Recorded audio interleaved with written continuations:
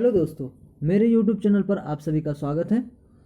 आज मैं 12th class का second chapter inverse trigonometry function का जो पहला एक्सरसाइज है उसको मैं हल करूंगा बहुत सरल तरीके से।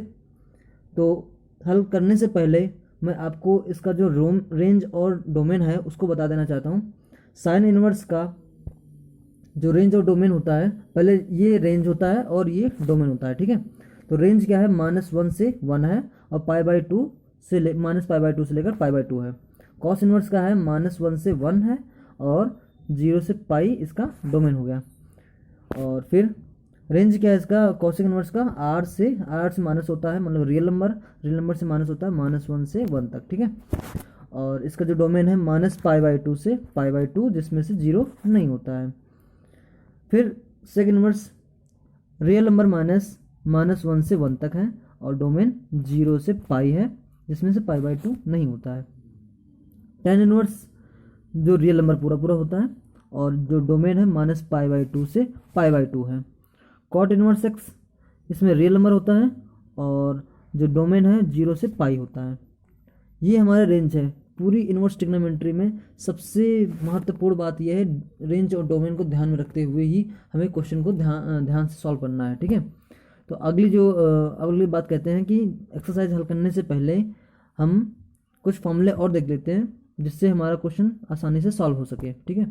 फॉर्मूला क्या है कि साइन इनवर्स -x होता है तो माइनस साइन इनवर्स हो जाता है, माइनस साइन इनवर्स x हो जाता है। अगर tan इनवर्स -x होता है तो वो माइनस बाहर लग जाता है, -tan inverse x। Cosec inverse -x होता है तो माइनस कॉसेक इनवर्स x हो जाता है। मतलब क्या है कि अगर थीटा अंदर लगा है, माइनस में है, तो जो माइनस है वो बाहर लग जाता है, इतना ध्यान रखना। लेकिन 3 फंक्शन में ये नहीं होता है। क्या होता है उसमें, देखो ये 3 क्या है। इसमें होता है कि कॉसेक -x है, कॉस इनवर्स -x है तो इसको हम पाई से माइनस करते हैं, ठीक है। और सेक इनवर्स -x है तो इसे पाई से माइनस करेंगे। और कॉट इनवर्स -x है तो इसे पाई से माइनस करेंगे, ठीक है। मतलब कॉस, सेक और कॉट, ये 3 अगर थीटा माइनस में होता है तो इसे पाई से माइनस कर देते हैं, ये ध्यान रखना। अभी हमारी जो अभ्यास है इसको हम हल करेंगे तो देखने को मिलेगा।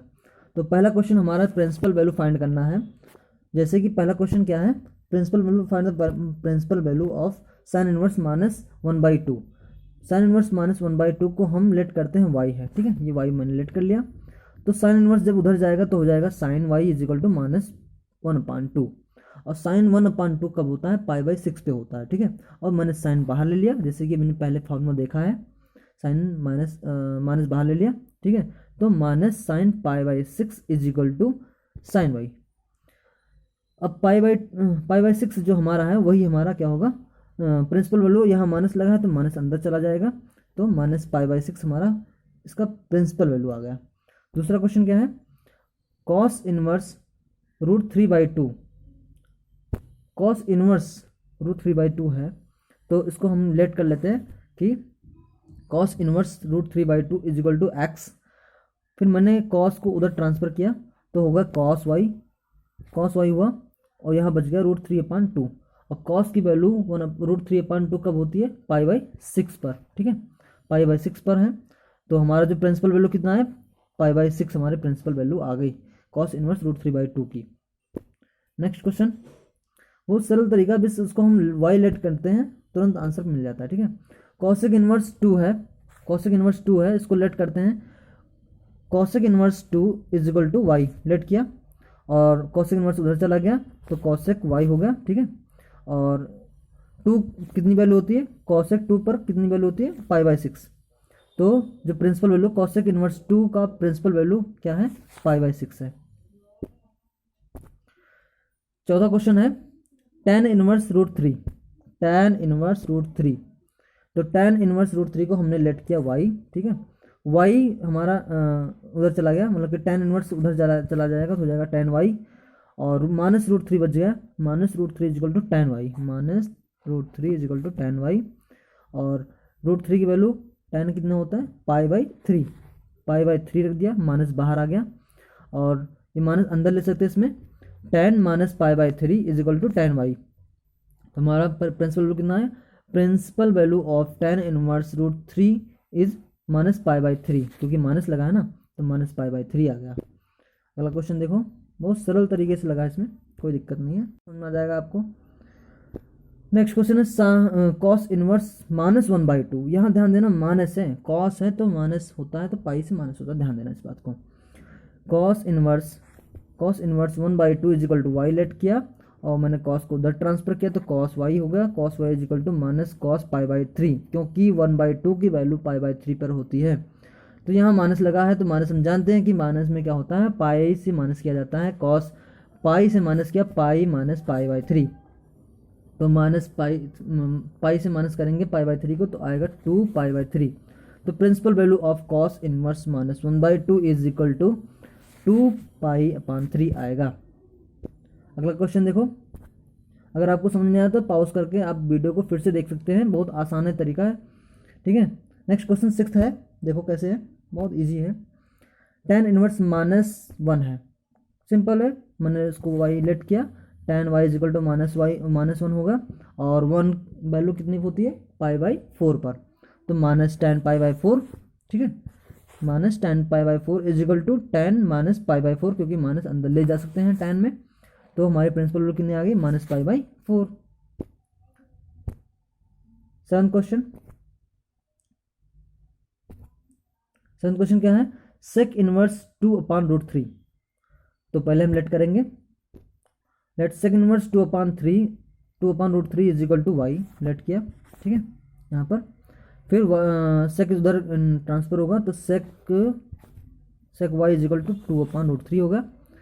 सेक y is equal to 2 upon root 3 कितने पर होता है, पाई बाई 6 पर होता है, तो पाई बाई 6 यहाँ राइट किया, और पाई बाई 6 ये हमारा क्या होगा, प्रिंसिपल वैल्यू होगी।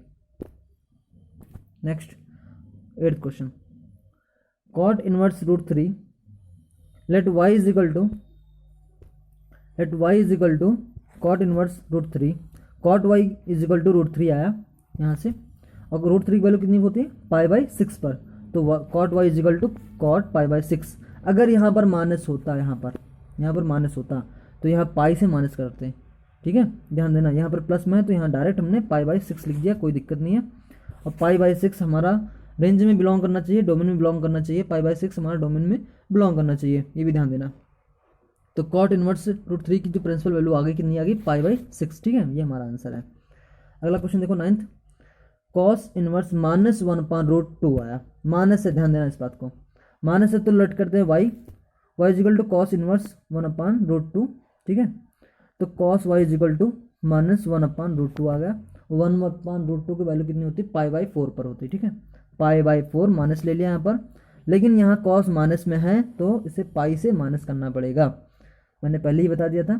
तो कॉस को माइनस से पाई माइनस किया, पाई से माइनस किया पाई बाई 4 को, ठीक है, तो आगे कितना 3 पाई बाई 4, 3 पाई बाई 4 आया। तो principal value of cos inverse -1 upon root 2 is कितना, 3 pi upon 4।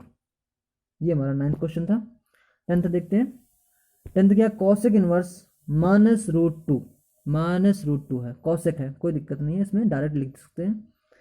y is equal to let किया, ठीक है, cosec inverse -√2, cosec y is equal to -√2 आ गया, और cosec y is equal to आ गया कितना, माइनस बाहर लग गया, और रूट 2 की वैल्यू कितनी होती है, पाई बाई 4 पर, ठीक है, यहाँ पर तो माइनस को अंदर कर लिया, कॉसेक माइनस पाई बाई 4 आ गया, और फिर principal value of cos inverse -2 is minus pi by 4।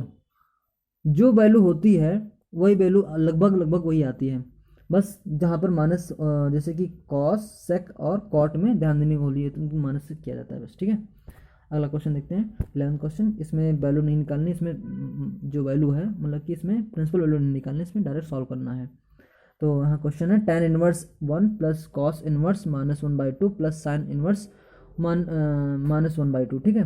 तो पहले चेक कर लेते हैं कि सबकी वैल्यू रेंज में आती है कि नहीं आती है, ये ध्यान देना। अब tan इनवर्स 1 की वैल्यू होती है पाई बाई 4, कॉस इनवर्स -1/2 की वैल्यू हमने पहले निकाल लिया है, 2 पाई बाई 3 आई थी, और साइन इनवर्स 1/2 की वैल्यू -1/2 की वैल्यू होती है -पाई बाई 6, ठीक है। तो इनको डायरेक्ट हमें यहाँ इक्वेशन में पुट करना है, बस आ जाएगी पाई बाई 4 यहाँ राइट किया पाई बाई 4, 2π/3 माइनस π/6, इनको कैलकुलेट किया, एलसीएम आ गया 12, यहाँ 3 आएगा, यहाँ 8 आएगा, यहाँ माइनस 2π आ गया, ठीक है। इनको सॉल्व किया तो आ गया 9π/12, यहाँ कैंसिल आउट किया 3 से, 3 3 जा 9, 3 4 जा 12, तो 3π/4 आ गया इसका आंसर, ठीक है। नेक्स्ट क्वेश्चन देखो, cos inverse 1/2 plus 2 sign inverse 1/2, बस इसको वैल्यू फाइंड करना है, तो सेम वैसे ही लगेगा, वैल्यू फाइंड कर लेते हैं। cos इनवर्स 1/2 की वैल्यू होती है π/3, इसमें माइनस नहीं लगा है, ध्यान देना, अगर माइनस लगा होता तो हम पाई से माइनस करते हैं, और साइन इनवर्स 1/2 की वैल्यू तो π/6, ठीक है। तो π/3 प्लस 2π/6 कैंसिल आउट करेंगे, π/3 आ गया, तो दोनों बार जोड़ेंगे इसको, क्या आएगा 2π/3, ये हमारा आंसर हो गया। इसी के साथ ये अभ्यास ख़त्म होता है। अगर आपको ये वीडियो पसंद आता है तो आप मेरे चैनल को लाइक और सब्सक्राइब करें, और किसी को कोई प्रॉब्लम होती प्लीज़ कमेंट बॉक्स में कमेंट करें।